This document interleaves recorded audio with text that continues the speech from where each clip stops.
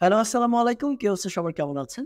যারা স্পোকেনটা একদম শুরু থেকে শিখতে চান, কিছুই পারেন না, একদম একটা বাক্যও তৈরি করতে পারছেন না। এরকম ব্যক্তিদের জন্য কিন্তু আমাদের এই সিরিজটা, যেখানে আমি একদম খন্ড খন্ডভাবে শুরু থেকে আপনাদের স্পোকেনটাকে বোঝানোর চেষ্টা করব, শেখানোর চেষ্টা করব। সো আমরা কথা না বাড়িয়ে আজকের ভিডিও শুরু করছি। এই সিরিজের আজকের আমাদের ১ম ক্লাস। সো আমরা খুবই বেসিক একটা জিনিস দেখব। একদম ২ টা শব্দ কিংবা ৩ টা শব্দ দিয়ে বাক্য কিভাবে তৈরি করা যায়। সো আমাদের আজকের বিষয়বস্তু হচ্ছে আমি কিংবা I, এটা দিয়ে আমরা বাক্য তৈরি করা শিখব। তো আমাদের জন্য ১ম এই কি রয়েছে?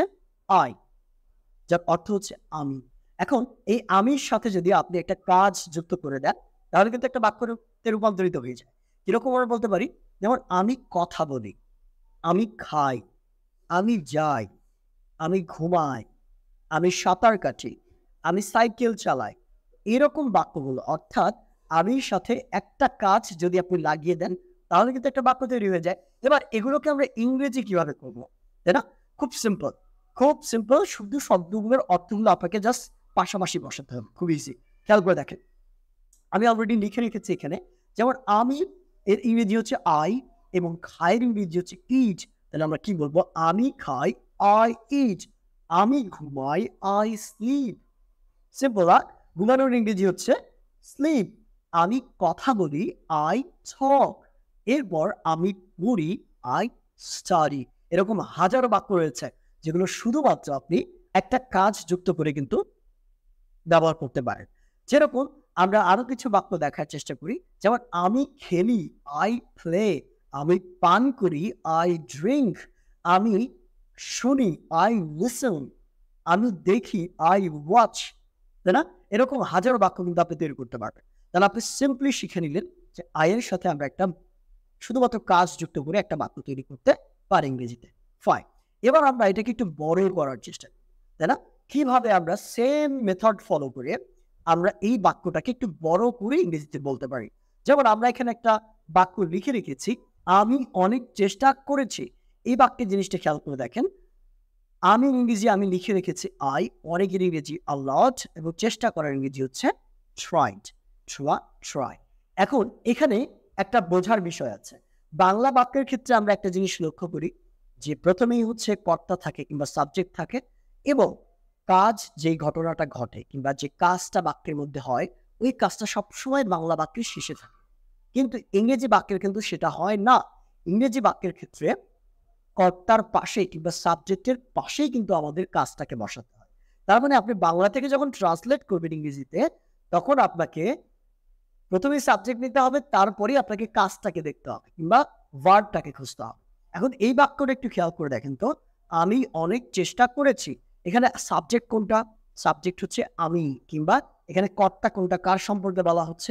আমার সম্পর্কে বলা হচ্ছে। তাহলে আমি লিখলাম, ভালো কথা। এবার অনেক কি আমরা আগেই বসাবো? অনেক অনেকের ইংরেজি আমরা আগে বসাবো না। কারণ আমরা বলেছি যে এর পর আমাদের আগে কাজটা বসাতে হবে। যেরকম চেষ্টা করা। চেষ্টা করার ইংরেজি হচ্ছে ট্রাই। তাহলে আমরা বলব কি? I tried, I tried। এবার অনেকের ইংরেজিটা বসাবো। অনেকের ইংরেজি কি? a lot। তাহলে I tried a lot এর অর্থ হচ্ছে আমি অনেক চেষ্টা করেছি। এবার আমরা দেখব তোমার ভাই গাড়িটি নষ্ট করেছে। এটা আমরা কিভাবে করব? এটা বড় মনে হতে পারে আপনাদের কাছে, বাট খুবই ইজি। এই আগেরটার মতো করে আপনি ফলো করতে পারেন। দেখেন, তাহলে তোমার ভাইয়ের ইংরেজি কি? Your brother। গাড়ির ইংরেজি হচ্ছে the car। নষ্ট করার ইংরেজি হচ্ছে damage। এবার একটু খেয়াল করেন, আমরা কি বললাম? প্রথমে আমরা সাবজেক্টটাকে নিব বা কর্তাকে নিব। তাহলে আমরা কি বললাম? Your brother। এটাকে আমরা আগে নিয়েছি। এরপর গাড়িটা, এটা কি আমরা আগেই নিতে পারবো? না, আমাদের আগে কাজটাকে নিতে হবে। তাহলে এই বাক্যের মধ্যে কাজ কোনটা? নষ্ট করা। তাই না? এই বাক্যের মধ্যে কাজ নষ্ট করা। তাহলে আমরা তোমার ভাইয়ের পরেই নষ্ট করা নিব। তোমার ভাই নষ্ট করেছে গাড়িটি। ইংরেজি বাক্য করার সময় এরকম হবে। তাহলে your brother damaged the car। your brother damaged the car। আমি আরো সংক্ষেপে এটা একটু লিখে দিই আপনাকে। যেমন আমরা প্রথমে নিলাম your brother, তাই না? your brother লিখে নিলাম। এরপর গাড়িটি আমরা আগেই নিব না, আমরা নিব নষ্ট করা। তাহলে নষ্ট করার ইংরেজি কি? damaged, তাই না? damaged। ফাইন নিলাম। এবার গাড়িটিকে আমরা নিব কি? the car। কেন? তার কারণ হচ্ছে কর্তার পরেই কাজটাকে বসাতে হয় ইংরেজিতে।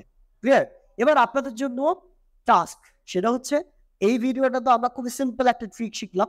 এবার আপনাদের কাজ হচ্ছে আপনারা কতটুকু বুঝলেন তার প্রতিফলন ঘটবে কমেন্ট বক্সে। অর্থাৎ বাবা আমাকে সাহায্য করে এবং সে আমার বন্ধুকে কষ্ট দেয়, এই দুইটা বাক্যে ট্রান্সলেট করে একটু দেখাবেন, ইংরেজি করে দেখাবেন কমেন্ট সেকশনে। আমি দেখতে চাই কারা কারা আজকের লেকচারটা বুঝলেন এবং লেকচারটা বোঝার পর কারা কারা উত্তর করতে পারছেন। ক্লিয়ার? কমেন্ট করে জানান। দেখা হচ্ছে পরবর্তী ভিডিওতে এবং ডেফিনেটলি ক্লাস টুতে আমরা আরো জোস কিছু জিনিস নিয়ে আসবো ইনশাআল্লাহ। Bye bye.